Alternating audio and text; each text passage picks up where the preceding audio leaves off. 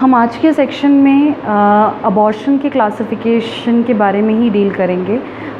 Last section में जो हमने क्लासिफिकेशंस के बारे में डील किया था उसका कंटिन्यूएशन आज हम इस सेक्शन में बात करेंगे। सो लास्ट सेक्शन तक में हमने threatened abortion, inevitable abortion, complete abortion, incomplete abortion and missed abortion के बारे में बात किया था। आज हम इस सेक्शन में स्पॉन्टेनियस अबॉर्शन में सेप्टिक अबॉर्शन के बारे में, देन स्पॉन्टेनियस रिकरेंट मिसकैरेजेस के बारे में, और then the second category of abortion that is induced abortion, उसके बारे में बात करेंगे। Okay, so starting with the spontaneous abortion का type that is septic abortion. So septic abortion वो एक condition है which is associated with a condition when the pregnant mother has undergone an abortion related to the evidence of having an infection of the uterus and the content of the uterus। Okay, मतलब fetal part अगर कुछ रह गया तो उससे related infection, uterus का infection, इस चीज़ को, इस condition को हम कहते हैं septic abortion। Okay, so any abortion associated with the clinical evidence of infection of the uterus and its content is known as septic abortion।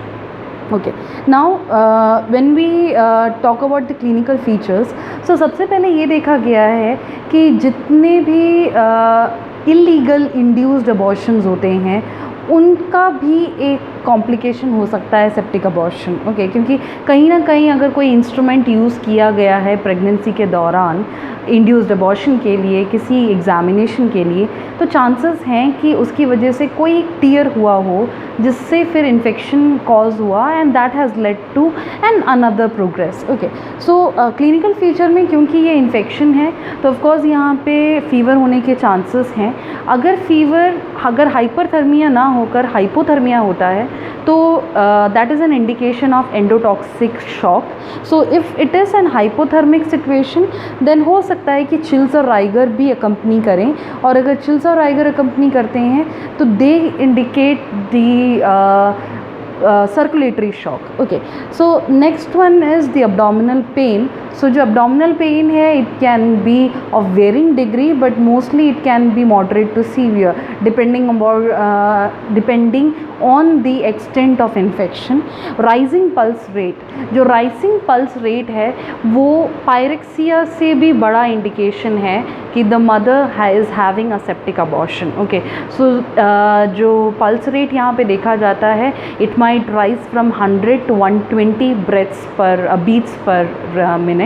So this is a pattern of increasing pulse rate।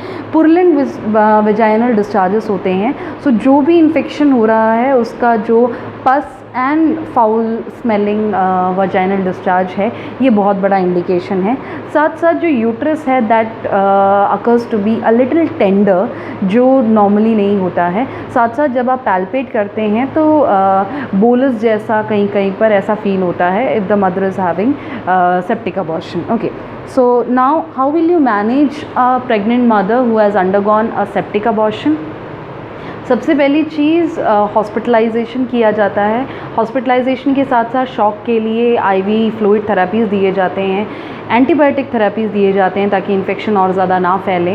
Prophylactic यहाँ पे techniques किए जाते हैं जहाँ पे anti gas gangrene Siram दिया जाता है और उसके साथ साथ एंटी टेटनिक जो है सिरम दिए जाते हैं। ये दोनों प्रोफिलैक्टिक हैं ताकि टेटनाई होने के चांसेस या गैंग्रीन होने के चांसेस हम रिड्यूस या प्रिवेंट कर सकें। Okay, so here the prophylactic anti gas gangrene Siram of 8000 unit and 3000 unit of anti टेटनिक Siram is administered IM intramuscularly. Okay, और साथ ही साथ एनाल्जेसिक्स और सेडेटिव्स दिए जाते हैं to facilitate proper rest the mother who has undergone such situation। Okay, so these are some of the management schemes which can be done।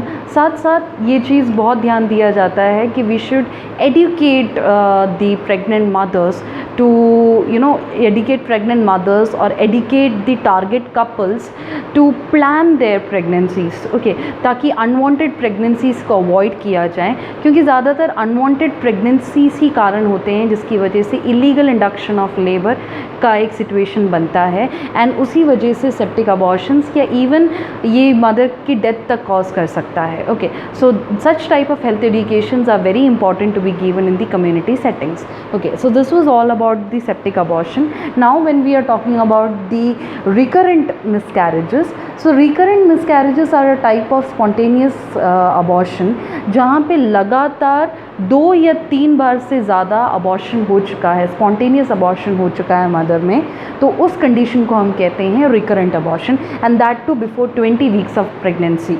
So a sequence of 3 or more consecutive means लगातार spontaneous abortions before 20 weeks. So recurrent miscarriages can be classified into primary recurrent miscarriages or secondary miscarriages, recurrent miscarriages.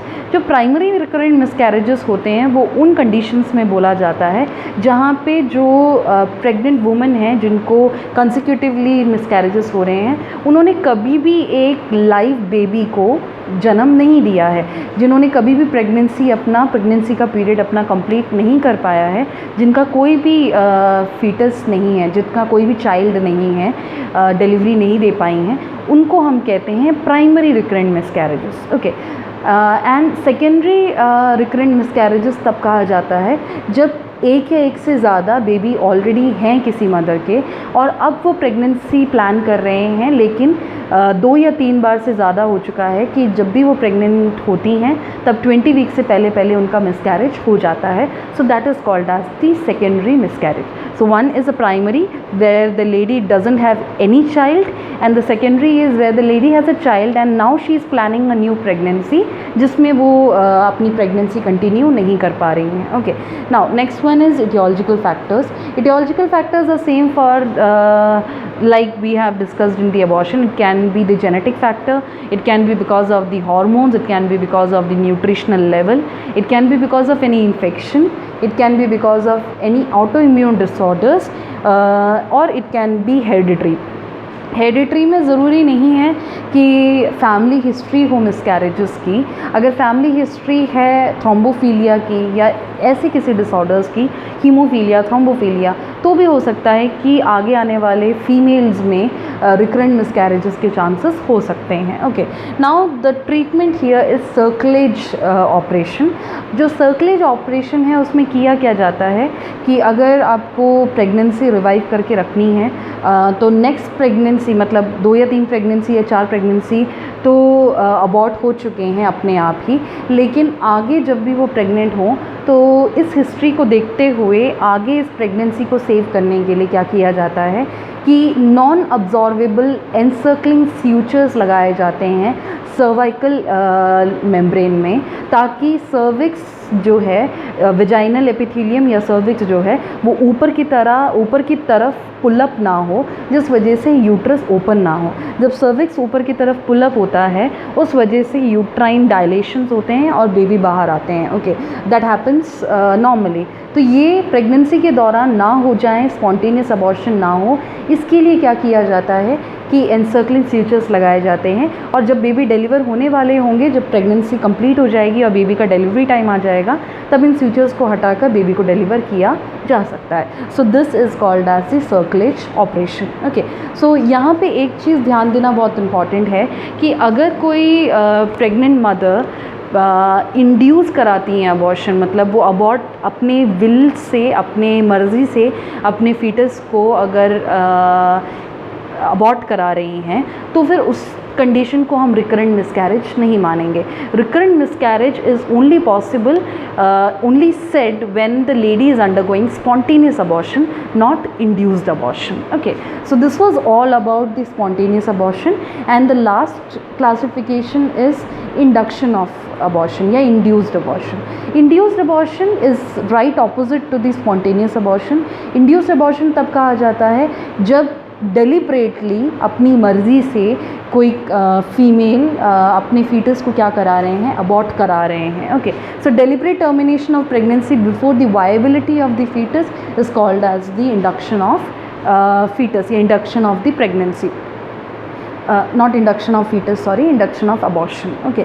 Now induction of abortion को लेकर illegal तरीका भी है. हमने starting classes में classification में बात किया था कि either it can be this thing illegal method or it can be a legal method. Illegal of course that is not appropriate. जो लीगल तरीका है उसके अंतर्गत इंडियन गवर्नमेंट के द्वारा एक एक्ट पास किया गया था in April, it was passed in 1971 and it was enforced, मतलब लागू किया गया था in April 1972। Okay, so that was called as medical termination of pregnancy act, MTP act 1972 April में एनफोर्स किया गया था और ये एक्ट पास हुआ था 1971 में।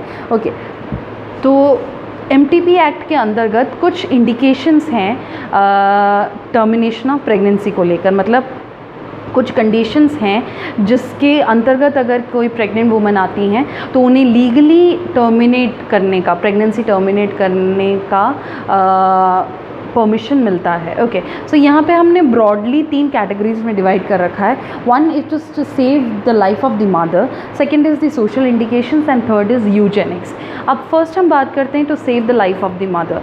तो save the life of the mother का मतलब है कि अगर मदर को किसी भी तरीके का ग्रेव मेंटल या फिज़िकल डिसऑर्डर है तो हम मदर की लाइफ को save, not mental actually, physical बीमारियों के लिए यहाँ पे ज़्यादा इम्पोर्टेंस दिया जाता है फर्स्ट पॉइंट में, कि अगर मदर को कोई कार्डिक डिसऑर्डर है, मदर को किसी तरीके का कोई मैलिग्नेंट हाइपरटेंशन है, डायबिटीज़ मेलाइटिस है, या कोई भी ऐसा प्रॉब्लम है जिसके रहते हुए अगर ये प्रेगनेंसी आगे कंटिन्यू होती है और मदर की डेथ होने के चांसेस हैं, तो मदर की लाइफ को सेव करने के लिए ऐसे कंडीशन में MTP एक्ट के अंतर्गत प्रेगनेंसी को टर्मिनेट किया जा सकता है हॉस्पिटल सेटिंग में। Okay, now the second one is social indication.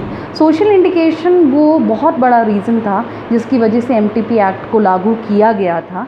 Social indication मतलब अगर मदर का कोई भी ऐसा कंडीशन है जिस वजह से ये प्रेगनेंसी आगे कंटिन्यू नहीं होनी चाहिए, जैसे मदर की एज बहुत ज़्यादा है और ये एक अनवांटेड प्रेगनेंसी था, या फिर मदर का फाइनेंशियल स्टेटस बहुत लो है और ये एक ऐसी प्रेगनेंसी है जिसको कंटिन्यू करने से मदर या बेबी को आगे फाइनेंशियली सपोर्ट नहीं किया जा सकता है, या फिर मदर जो हैं वो मेंटली डिसेबल्ड हैं और उनके कॉन्शियसनेस के बिना ये कंसेप्शन हुआ है, प्रेगनेंसी हुई है, या फिर मदर जो हैं उनको किसी तरीके के अब्यूज़ की वजह से, मतलब रेप सिचुएशंस की वजह से अगर वो प्रेग्नेंट हुए हैं, तो ऐसे सिचुएशंस में सोशल इंडिकेशंस को नज़र में रखते हुए मदर को, प्रेग्नेंट मदर को जो है परमिशन दिया जाता है MTP एक्ट के अंतर्गत हॉस्पिटल सेटिंग्स में प्रेगनेंसी को टर्मिनेट कराने का। Okay, the last one is eugenic. Eugenic का मतलब है कि if the baby is having any type of problem, मतलब अगर ये प्रूव कर दिया जाए कि अगर ये बेबी डिलीवर होते हैं तो इनको किसी भी तरीके का सीरियस मेंटल या फिज़िकल डिसऑर्डर है या हो सकता है, या ये किसी भी तरीके से मेंटली या फिज़िकली हैंडीकैप्ड हैं, तो ये प्रेगनेंसी के दौरान ही इस फीटस को क्या किया जा सकता है, अबॉर्ट किया जा सकता है।